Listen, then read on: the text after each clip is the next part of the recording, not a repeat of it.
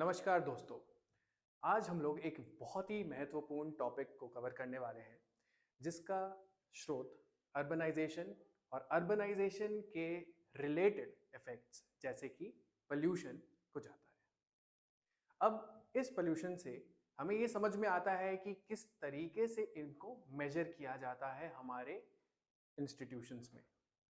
अब AQI उसका एक इम्पॉर्टेंट कंपोनेंट है। ठीक है, AQI जो होता है वो है आपका air quality index. Air quality index से हमें यह समझ में आता है कि कितना कॉन्सेंट्रेशन में एक पोल्यूटेंट एनवायरनमेंट में रिलीज किया जा रहा है, कितना ज्यादा एक गैस की मात्रा है जो हम लोग इन्वायरमेंट में रिलीज कर रहे हैं। अब उसके जो सोर्सेज हैं वो अलग अलग हो सकते हैं। आपका या तो बायोमास से आ सकता है या तो फिर आपके व्हीकल्स के एग्जॉस्ट से आ सकता है। बहुत अलग अलग तरीके होते हैं जिससे कि ये AQI का जो कॉन्सेंट्रेशन लेवल है, कॉन्सेंट्रेशन लेवल किसका, गैस का, वो कितना बढ़ रहा है। ठीक है, तो AQI हमें वो अंडरस्टैंडिंग देता है। ठीक है, लेकिन अभी हमें ये समझ में और इसके बारे में पढ़ाई करने के बाद समझ में आ रहा है एक स्टडी के मुताबिक कि सिर्फ AQI में आप अगर कॉन्सेंट्रेशन ही मेजर कर रहे हैं तो वो काफी नहीं है। ठीक है, क्यों काफी नहीं है? क्योंकि हमें क्या और मेजर करना चाहिए? टॉक्सिसिटी, यानी कि ये जो हवा है वो कितनी जहरीली है। अगर वो बहुत ज्यादा जहरीली है तो फिर वो ह्यूमन हेल्थ के लिए एक बहुत हानिकारक साबित हो सकती है। ठीक है, तो ये जो आर्टिकल है आपके इंडियन एक्सप्रेस में, why toxicity matters in measuring air pollution, ये बहुत इंपॉर्टेंट हो जाता है। क्योंकि AQI से हम ये समझते हैं कि कौन से पोल्यूटेंट्स हैं एटमॉस्फेयर में और कौन से कॉन्सेंट्रेशन लेवल पर है, लेकिन टॉक्सिसिटी यानी कि उसका जहरीलापन और जो ह्यूमन हेल्थ पे जो इसके इफेक्ट है, उससे हम लोग समझते हैं कि हमारी जो आगे की आने वाली पॉलिसीज हैं वो किस तरीके से डिफाइन होनी चाहिए। अगर हम लोग सिर्फ AQI को देखते हैं तो हम एक कॉन्सेंट्रेशन लेवल के पैरामीटर पे ही रहते हैं। अगर हम टॉक्सिसिटी देखते हैं तो वो जो लेवल है वो और पहले शुरू हो जाता है और ये हमें पॉलिसी का डायरेक्शन देता है। इसी चीज को सामने लाने वाला एक स्टडी आपके इंडियन एक्सप्रेस के आर्टिकल में आया है। आइए इसके बारे में जानकारी लेते हैं।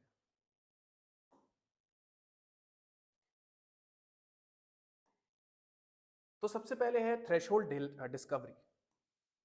ठीक है, थ्रेशोल्ड डिस्कवरी बेसिकली क्या मतलब है इसका, कि जब आप AQI मेजर करते हैं, आपके जो एयर प्योरीफायर्स हैं या फिर आप AQI को मेजर करने वाले जो तमाम इंस्ट्रूमेंट्स हैं उनको आप यूज करते हैं, तो आपको समझ में आता है कि जो PM2.5 है। अब जानकारी रखिए दोस्तों कि AQI लेवल्स में हम लोग जो चीजें मेजर करते हैं वो होते हैं पार्टिकुलेट मैटर। पार्टिकुलेट मैटर का साइज होता है, ये पार्टिकुलेट मैटर 2.5 मतलब 2.5 माइक्रोमीटर से छोटा। ठीक है, 2.5 माइक्रोमीटर से छोटे का मतलब होता है कि आपकी बाल के साइज से भी छोटा। ठीक है, उतने पार्टिकल्स। जब हम लोग AQI मेजर करते हैं तो गुड लेवल ऑफ PM2.5 आपका 0 से 50 के बीच में आता है, 0 से 50 के बीच में।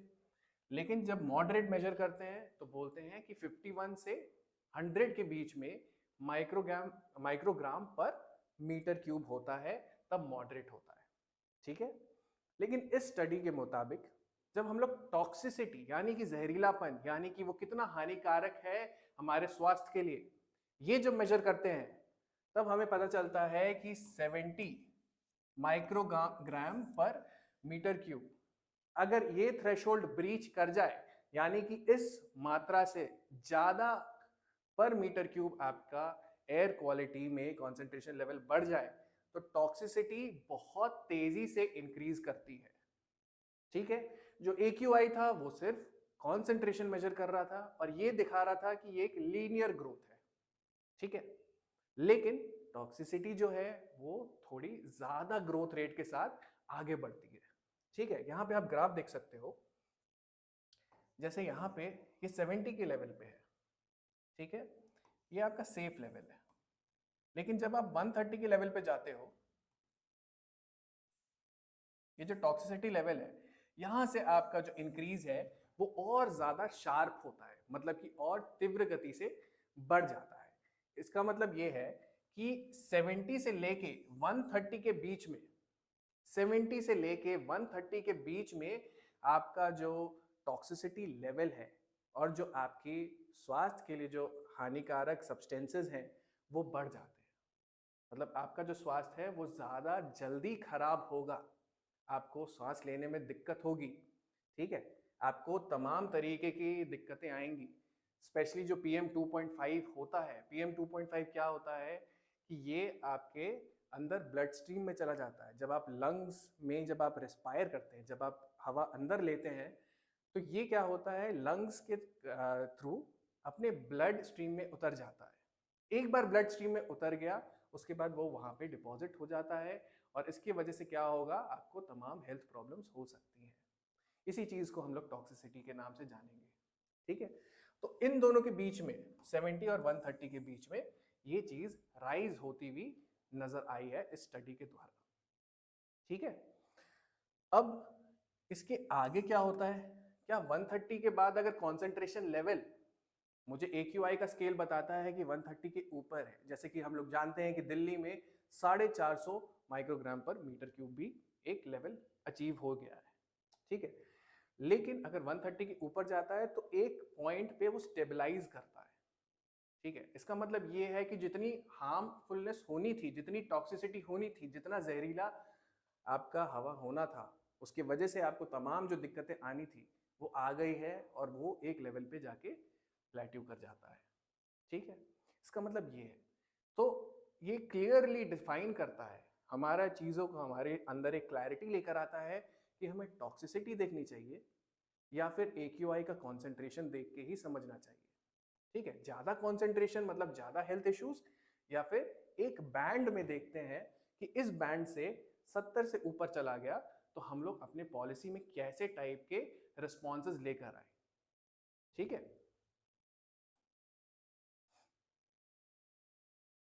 एक बार जान लेते हैं कि ये जो स्टडी है वो किन्होंने किया है। तो इनके जो लीड रिसर्चर हैं वो है अभिजीत चैटर्जी, उनका इंस्टीट्यूट बोस इंस्टीट्यूट कोलकाता से। उन्होंने ये रिसर्च किया है अपनी टीम के साथ, और ये जो स्टडी पीरियड है ये कोई छोटी मोटी स्टडी टाइम के लिए नहीं है। ये पीरियड जो है वो 2016 से लेके 2023 तक इन्होंने इस पूरे इफेक्ट्स को समझा है और उसका जो ह्यूमन हेल्थ पे इफेक्ट है उसको जाना है, उसको डॉक्यूमेंट किया है, ठीक है। इसका जो पब्लिकेशन है ये आप जान लें, साइंस ऑफ टोटल इन्वायरमेंट, दिसंबर 2024 में पब्लिश किया गया है, ठीक है। अब थोड़ा देख लेते हैं कि जो बॉडी का डिफेंस सिस्टम है इस स्टडी में किस तरीके से समझाया गया है, ठीक है। जब हम लोग इनहेल करते हैं, जब हम लोग एक जहरीली हवा, जैसे टॉक्सिसिटी है उस हवा में, तो हम उसको इनहेल करते हैं तो क्या होता है, बहुत सारे जो हमारे एसेंशियल गैसेस हैं वो हम लोग इनहेल करते हैं, ऑक्सीजन हमारे लिए नेसेसरी है उसे इनहेल करते हैं। लेकिन उसके साथ साथ क्या होगा कि फॉरेन पार्टिकल्स जो है वो आपके रेस्पिरेटरी सिस्टम में वो भी एक्सपोज हो जाते हैं। आपके जो लंग्स है वो फॉरेन पार्टिकल से एक्सपोज हो जाते हैं। अब हमारे अंदर एक इम्यून रिस्पॉन्स होता है। ये इम्यून रिस्पॉन्स क्या होता है, इस फॉरेन पार्टिकल के अगेंस्ट, ये इम्यून रिस्पॉन्स मतलब आपके जो बॉडी के जो आर्म्ड सोल्जर्स हैं, आप सैनिक मान लीजिए, वो इस फॉरेन पार्टिकल्स के अगेंस्ट अटैक करना शुरू कर देते हैं, ठीक है। अपने पूरे वेपन्स लेके, शस्त्र लेके वो लोग इसके अगेंस्ट अटैक करना शुरू करते हैं। उनको हम लोग क्या बोलते हैं, वो है रिएक्टिव ऑक्सीजन स्पीशीज, ठीक है। ये होते हैं रिएक्टिव ऑक्सीजन स्पीशीज। अब रिएक्टिव ऑक्सीजन स्पीशीज जो होते हैं वो इम्यून रिस्पॉन्स के वजह से आते हैं, ठीक है। वो हमेशा अपने अंदर प्रेजेंट नहीं होते, इट इज अ रिएक्शन, ठीक है। जो रिस्पॉन्स है वो हमारा रिएक्टिव ऑक्सीजन स्पीशीज का है, ठीक है। अब जितना रिएक्टिव ऑक्सीजन स्पीशीज जरूरत था फॉरेन सब्सटेंसेस को अटैक करने के लिए, वो तो यूज अप हो जाता है। ठीक है, नॉर्मल कंडीशंस में बोले तो जब हम लोग बोलते हैं कि AQI का कंडीशंस जब गुड है, मतलब कि आप अच्छी क्वालिटी का एयर ले रहे हो, तो 50 माइक्रोग्राम पर मीटर क्यूब तक आपका ये जो रिएक्टिव ऑक्सीजन स्पीशीज है वो पूरा कंज्यूम हो जाएगा। ठीक है, लेकिन जब वो कॉन्सेंट्रेशन बढ़ती है तब क्या होता है, ये जो रिएक्टिव ऑक्सीजन स्पीशीज है वो आपके ब्लड स्ट्रीम में ज्यादा हो जाती है। ठीक है, इसका दो काम होता है। एक तो होता है कि आपके अंदर वो इम्यून रिस्पॉन्स जनरेट करे, लेकिन अगर उसके बावजूद ये आपके ब्लड स्ट्रीम में है तो क्या होगा कि ये आपके सेल्स को डैमेज कर सकता है। ठीक है, इसका मतलब ये है कि ये सेल को भी डैमेज करना शुरू कर देगा, उसके इंटरनल स्ट्रक्चर को, उसके अंदरूनी पूरे स्ट्रक्चर्स को वो तबाह करना शुरू कर देगा। ठीक है, इसीलिए बहुत इंपॉर्टेंट है रिएक्टिव ऑक्सीजन स्पीशीज को फ्लश आउट करना। ठीक है, इसका एक तरीका होता है, उसका क्या तरीका होता है, एंटीऑक्सीडेंट्स। आपने पढ़ा होगा एंटीऑक्सीडेंट्स के बारे में। एंटीऑक्सीडेंट्स आप बाहर से भी ले सकते हैं और बॉडी खुद के अंदर भी बहुत पैदा कर पाती है। ठीक है, तो एंटीऑक्सीडेंट्स आपके एक्सटर्नल भी होते हैं, जैसे कि आपको बोला जाता है कि आप विटामिन खाइए, है ना, विटामिन ई, इस टाइप के आपने एंटीऑक्सीडेंट्स अपने बॉडी में लगा रखे हैं। और ये एंटीऑक्सीडेंट्स जो होते हैं वो बहुत इंपॉर्टेंट होते हैं, क्योंकि ये काउंटर करते हैं, किस चीज को काउंटर करते हैं, रिएक्टिव ऑक्सीजन स्पीशीज को। रिएक्टिव ऑक्सीजन स्पीशीज जो हमारे सेल्स को डैमेज कर देंगे जब वो हमारे ब्लड स्ट्रीम में एक्सेस में होंगे। ठीक है, अब जब ये एंटीऑक्सीडेंट्स का भी रिजर्व खत्म हो जाएगा, जिसका मतलब है कि रिएक्टिव ऑक्सीजन स्पीशीज जो है वो आपके एंटीऑक्सीडेंट्स से ज्यादा हो गए। ठीक है, तब क्या होगा, आपका जो सिस्टम है इट विल बी ओवरवेल्ड, मतलब आप एक डैमेज वाले सिस्टम में चले जाएंगे, मतलब आपका जो सेल्स है वो डैमेज होना शुरू कर देगा। ठीक है, यही है जो वो टॉक्सिसिटी को डिफाइन करता है। क्या मतलब हुआ कि फॉरेन सब्सटेंसेस आपने इनहेल किया, आपके इम्यून रिस्पॉन्स ने रिएक्टिव ऑक्सीजन स्पीशीज जनरेट करी। अब रिएक्टिव ऑक्सीजन स्पीशीज कुछ तो खत्म हो गए आपके फॉरेन सब्सटेंसेस के साथ, और एंटीऑक्सीडेंट्स ने कुछ को सप्रेस किया, लेकिन इसके बावजूद नेट रिजल्ट है कि आपके रिएक्टिव ऑक्सीजन स्पीशीज बचे हुए हैं।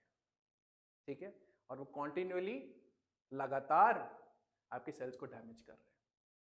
ठीक है, तो इस स्टडी ने यही दिखाया है कि बियॉन्ड एक जो कॉन्सेंट्रेशन है 70 के थ्रेशोल्ड को क्रॉस करते ही ये जो रिएक्टिव ऑक्सीजन स्पीशीज है वो आपके ब्लड स्ट्रीम में बढ़ जाते हैं।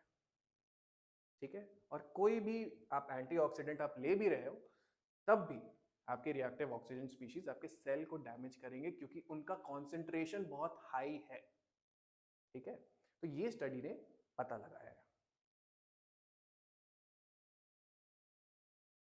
इस स्ट्रेस को जब आपके अंदर ये जो इम्यून रिस्पॉन्स है और रिएक्टिव ऑक्सीजन स्पीशीज जो जनरेट हुए, इसको हम लोग ऑक्सीडेटिव स्ट्रेस के नाम में जानते हैं। ठीक है, ऑक्सीडेटिव स्ट्रेस क्या होता है, जैसा मैंने आपको बताया कि internal cells prone to damage from excess ROS, excess reactive oxygen species, मतलब इंटरनल सेल का डैमेज शुरू हो गया और toxicity increases so dramatically after the threshold is crossed 70 to 130। ठीक है, तो ये स्टडी का बेसिकली यही पता लगाना का मकसद था कि टॉक्सिसिटी, लीव असाइड कि AQI का कॉन्सेंट्रेशन क्या है ना, AQI का कॉन्सेंट्रेशन है वो हमें पता है, लेकिन उसका मेरे बॉडी पे क्या हार्मफुल इफेक्ट है। ठीक है, क्योंकि ये लीनियर नहीं है AQI जैसा, ये टॉक्सिसिटी मुझे पता चलनी चाहिए, तो ये स्टडी ने वही निकाला है। एक और चीज है इसमें कि सेम कॉन्सेंट्रेशन, अगर आपका सेम कॉन्सेंट्रेशन भी होता है आपके AQI में, सपोज कोई एक X microgram per meter cube. ठीक है, तो जो AQI है वो बस मुझे मेजर करके बताएगा कि कॉन्सेंट्रेशन लेवल कितना है मेरे पूरे हवा 1 मीटर क्यूब की हवा में, कितना कॉम्पोजिशन एक पर्टिकुलर पोल्यूटेंट का है। यही है AQI का काम। ठीक है, लेकिन इस स्टडी ने ये भी बताया है कि केमिकल कॉम्पोजिशन भी मैटर करता है। केमिकल कॉम्पोजिशन मतलब जहां AQI मुझे बोलता है कि मैं एक प्रोसेस है बायोमास बर्निंग, है ना, बायोमास बर्निंग के थ्रू मेरा AQI का कॉन्सेंट्रेशन लेवल कितना होगा, वेहिकुलर एमिशंस के थ्रू जो कि अब गाड़ियां चलती हैं उसके थ्रू जो एमिशंस हो रहे हैं उससे मेरा AQI लेवल कितना होगा। ठीक है, या सिटीज में अलग अलग AQI कितना होगा।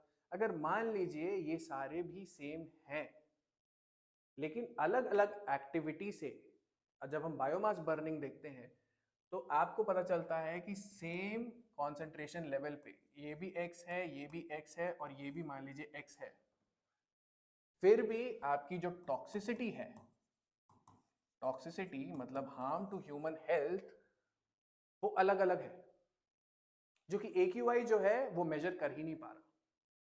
ठीक है, तो अगर हम बायोमास बर्निंग का देखते हैं वर्सेस वेहिकुलर एमिशंस का देखते हैं तो वेहिकुलर एमिशंस के कम टॉक्सिसिटी लेवल है। ठीक है, इट इज बिकॉज क्यों, क्योंकि PM 2.5 जो है वो साइज है पार्टिकल का। ठीक है, पार्टिकल का साइज है मतलब 2.5 माइक्रोमीटर्स, 2.5 माइक्रोमीटर्स का है। ठीक है, लेकिन ये कैरियर भी तो है। कैरियर किस चीज का है, हेवी मेटल्स। ठीक है, आपका ब्लैक कार्बन, ऑर्गेनिक कार्बन, ठीक है, बहुत सारे जैसे निकल, वैनेडियम, ये सब का कैरियर होता है PM 2.5। ठीक है, तो किस तरीके से ये एमिशंस हो रहे हैं और उनका क्या रिलेशन है टॉक्सिसिटी के साथ और उस वजह से ह्यूमन हेल्थ पे क्या इफेक्ट पड़ सकता है, ये बात यहाँ पे सामने लाई गई है। सिटी के एस्पेक्ट में भी देखा गया है कि अगर सिटीज का भी सेम है, सिटी A और सिटी B, मान लीजिए दिल्ली और बैंगलोर, अगर हम लोग कंपेयर करें, अगर दोनों जगह पे हमको सेम ही AQI मिल रहा है, फिर भी वहाँ का टॉक्सिसिटी लेवल अलग हो सकता है, क्योंकि वहाँ पे जो एमिशन प्रोड्यूसिंग एक्टिविटीज है, जिन एक्टिविटी से अपना एमिशंस हो रहा है वो अलग अलग है। ठीक है, तो ये चीज भी पता चलाई गई है कि chemical composition will also matter.